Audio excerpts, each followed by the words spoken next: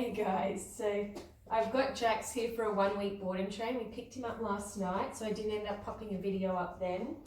He's a great dog. He's super affectionate, he's loving, he does like to work. I currently do dog walks with him at the moment, but his owners have been saying that, you know, they struggle for him to listen to them, especially around, even outside on the walk, but just in the house around limited distractions. You know, when he's super excited, it can be tricky to kind of settle him down. So he does like to jump and meow his female owner a lot more than his male owner, and which I see is super common. So we really want to make sure that with Jax, we're getting him into a really healthy mindset where he's respectful of his owners, he's not getting into mischief, he's not jumping up on counters, he's not, you know, getting into things that he shouldn't be. And more importantly, he, you know, listens to his owners, he has an awareness of them, and he kind of wants to do what they say as well as listen to them and all these other things. He's super strong on the leash. We've been doing a lot of dog walks outside, so he's getting much better out there, but he can get quite nervous and bark and react to things that startle him.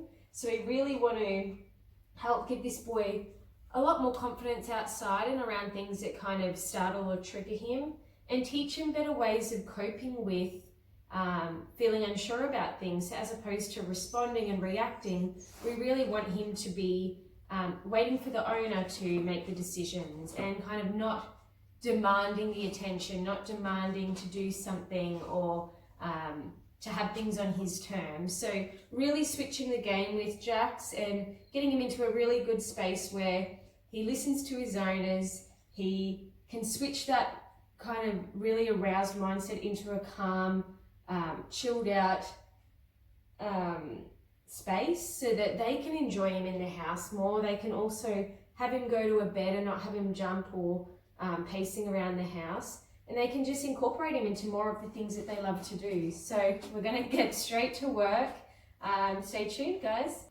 So as you can see, Jax already kind of wants to bolt out the door. I can just tell because I've walked in many times before, and I know that he does tend to get pretty excited on the walk. He's pretty disconnected as soon as he gets outside. So one of the first things we want to teach him and communicate with him is that there is someone at the end of the leash. There is someone kind of in control of the remote. I want to teach him that this sensation does come from me, it does come from the human, so that he then knows to pay attention more to the human, and you know that the human actually does provide these resources like the freedom to go outside, the ability to go and do all these things that he wants to do. It's the human that's in control of that, not him, and that whining or, you know, bolting out the door won't get him to where he wants to go.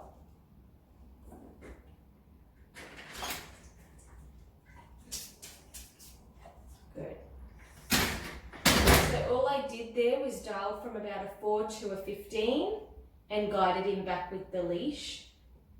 His level that he feels is around a 3-4, so I started there and I slowly dialed up the more he kept pushing outside. And with the leash, I told him what I wanted him to do. I moved him back away from the door. So what we're going to do is repeat that again and just see what sort of decisions he's making. So he's actively moving away from the door, which is a good sign. That doesn't mean he's scared of the door, it just means that he's paying more attention to, just because the door opens doesn't mean he can go rushing out. Good boy. Huh? Come on. Good job, buddy. So we're outside with Jax now. As you can see, he's got no interest in wanting to kind of stand near me. He's ready to go on the walk. He's excited. So this, although, you know, he's not barking, he's not jumping or pacing around or anything, we still don't want him in a space where he's super disconnected from the start of the walk, because as soon as we then see something like other people, other dogs, other things that might trigger him to get either more excited, more anxious, more disconnected, we've already kind of lost that battle before we've begun. He still right now doesn't have kind of any care or interest in paying attention or listening to the person at the end of the leash, which isn't going to be good when we want to walk calmly with him, and we want to have a conversation with him on the walk. We really want him to be in tune with us so that we can then communicate with him in a really simple way, as opposed to trying to wrangle him up, you know, if we see anything outside that concerns him. And this is what happens typically with a lot of owners. They want to straight away go out, bolt out the door with their dogs, but their dogs aren't already in a space where they're tuned in with them to start with. So they're going to be less likely to have success out there as they're walking their dogs.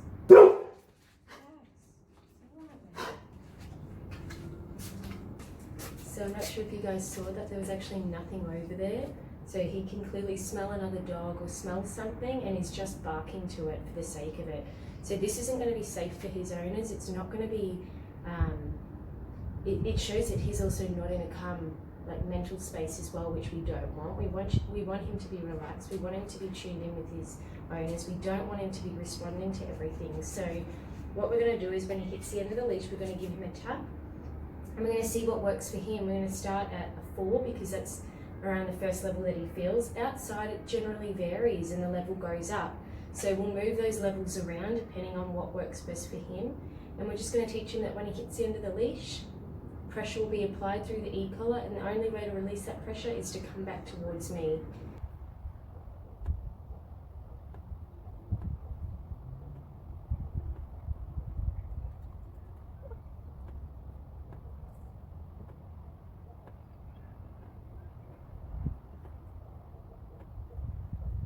What we're doing outside, he's not a huge puller, he's just super disconnected, and we've been doing lots of dog walks with him and really working on that.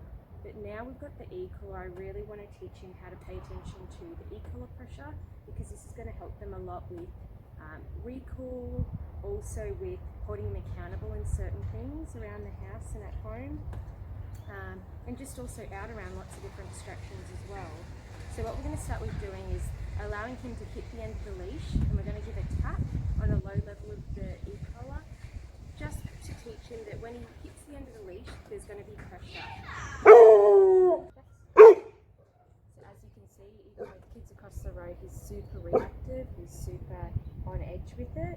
He's not aggressive, he's just, when he's in that aroused state of mind, he doesn't make good decisions and he responds from that state.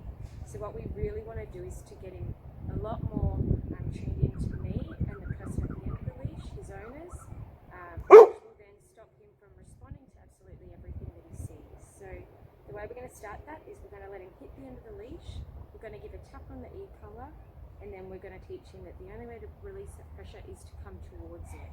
So that'll then teach him to trust the human a lot more and to learn that they're the ones in control of the environment, not him. This will take a lot of stress away from him as well. Come on, boy.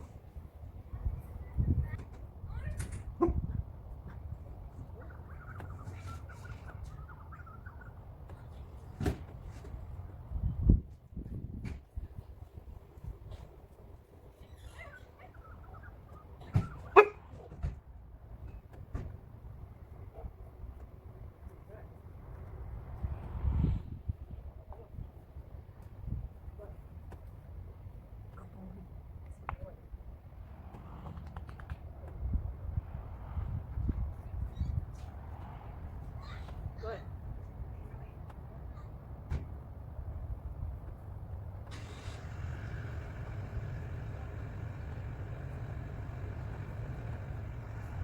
Good. Nice. Good. Good. Nice. Good. Good. Yes. Good. More. Good. Good boy.